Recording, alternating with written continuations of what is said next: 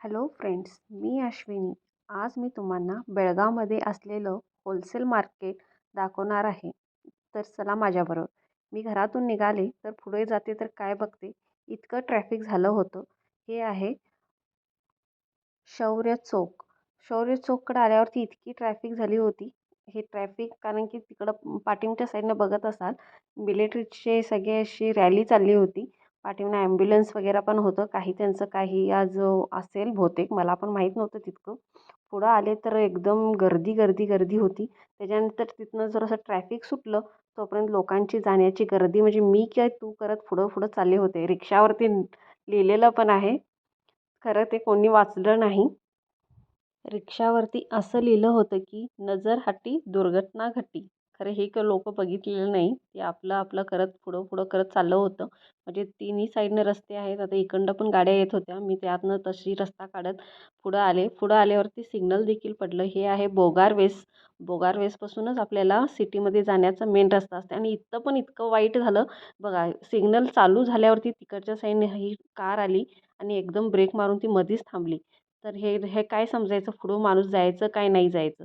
असे छोट्या छोट्या इन्सिडेंट्समुळं तर अशा गोष्टी घडतात. तरी सावधानीनं पुढं गेलेलं बरं. इथं आले बोगारवेसचं हे आहे मारुती मंदिर. हे बघू शकता. इथून आता मंदिर इतके स्टार्ट होतात ना, ह्या रोडला खूप मंदिर आहेत. आता मारुती मंदिर लागलं त्याच्यानंतर मी स्ट्रेट असं समादेवी गल्लीकडे जाण्यासाठी निघाले. हे बाजूनं असं भाजीवाले लोक वगैरे बसलेले असतात बायका. हे खेड्यातून लोक येऊन भाजी वगैरे विकत असतात. खूप छान फ्रेश भाजी मिळते. हे आहे समादेवी मंदिर. समादेवी मंदिर हे सीमा भाग म्हणजे वरती बसलेलं मंदिर असल्यामुळं तिला समादेवी मंदिर असं म्हणतात. आणि त्याच्यानंतर आणि जरासं पुढं आलं तर हनुमान मंदिर आहे. आणि हे बघू शकता, हे हनुमान मंदिर आहे. असे 3 मंदिर आहेत एका लाईनीमध्ये. त्याच्यानंतर मी मेन सिटीमध्ये जाण्यासाठी निघाले. आता इथून मारुती गल्ली स्टार्ट होते. मारुती गल्लीमध्ये आता मी एंट्री करणार आहे. आता इथून मारुती गल्लीमध्ये मी आत चालले. आता इथं तुम्हाला इतकं सुटसुटीत छान दिसत असेल, कारण की इथं बेळगावमध्ये खूप स्ट्रिक्ट असं रूल्स काढलेले आहेत, की ही लोकं ना पूर्ण रस्त्यावरती बसायचे, गाड्यांना एंट्री नसायची. आणि ते हातगाडा घेऊन फिरणारे लोकं पण पूर्ण रस्त्यावर थांबायचे फळं बिळं विकायला. आता खूप पोलिसांनी स्ट्रिक्ट केल्यापासून रस्ता खूप सुटसुटीत असा वाटत आहे. मी आता इथून आत यायला लागले. आता इथून मी जाणार आहे पांगुळ गल्ली. मेन आहे पांगुळ गल्ली, बेळगावचं होलसेल मार्केट. तिथं तुम्हाला काही असं मिळत नाही असं नाही. तिथं कपड्यासकट, स्टेशनरी सकट, भांडी किंवा डेकोरेटेड सामान काहीही असू असू दे, इथं तुम्हाला बेळगावमध्ये ह्या गल्लीमध्ये सगळं काही स्वस्तमध्ये मिळतं म्हणजे होलसेल मार्केट. आता इथं पण बघा, आज येताना 3 गोष्टी अशा घडल्या. आता मी इथं हा माणूस असं गाडी घेऊन थांबलेला आहे आणि हा रिक्षावाला तर मी थांबले त्याला माहीत आहे, तरी हो पुढं आला, येऊन मला आपटलाच असता. अशा गोष्टी घडत असतात. नकळत काही छोटे-छोटे ॲक्सिडेंट होत असतात. म्हणजे सावधानीनं आपण जेवढं सावध राहतो तेवढं बरं. आता मी असं करत मी ही पांगुळ गल्लीमध्ये आलेले आहे. दोन्ही साईडनं पार्किंग. गल्ली छोटी आहे खरं, ठीक आहे. खरं ह्या गल्लीमध्ये तुम्हाला काही असं मिळत नाही असं नाही. सगळं काही एकाच ठिकाणी आला तर मिळून जातं. ह्या गल्लीमध्ये एक मंदिर आहे, अश्वत्थामा मंदिर. हे अश्वत्थामा मंदिर भारतामध्ये 2ऱ्या नंबरवरती असलेलं हे अश्वत्थामा मंदिर आहे. हे 2च मंदिर आहेत भारतामध्ये. एक आहे बेळगावमध्ये आणि एक असंच आणि कुठं तर एका ठिकाणी आहे. हे 2च मंदिर आहेत असं मी ऐकलं आहे. अश्वत्थामा मंदिर म्हणतात. ह्या लोकांचंच हे मंदिर आहे. इथं जास्त मारवाडी लोकं वगैरे राहतात. यांचंच हे मंदिर आहे असं मानलं जातं. आणि इथं ना आता अ, होळीच्या टायमाला खूप म्हणजे रंगपंचमी आणि होळी ह्या गल्लीमध्ये इतक्या जोराने साजरी केली जाते. बेळगावमध्ये असलेलं हे छान असं होळी खेळली जाते.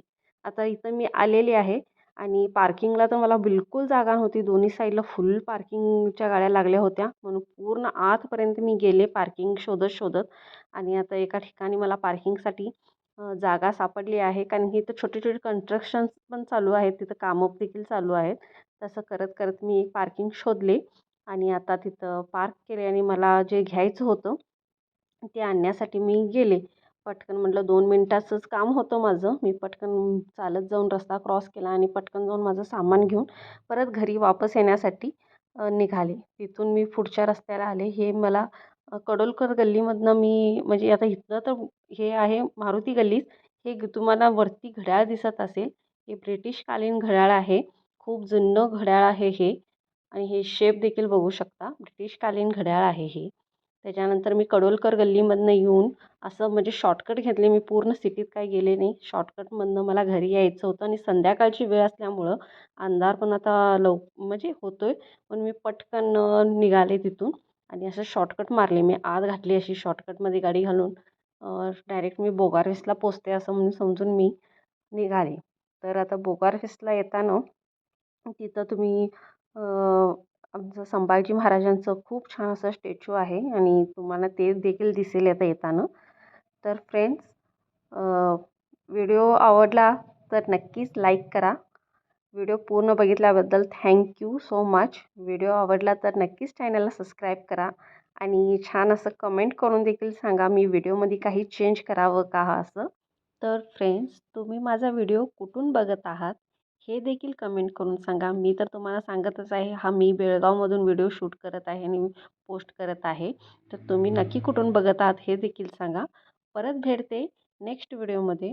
तोपर्यंत तुमची आणि तुमच्या परिवाराची काळजी घ्या. बाय.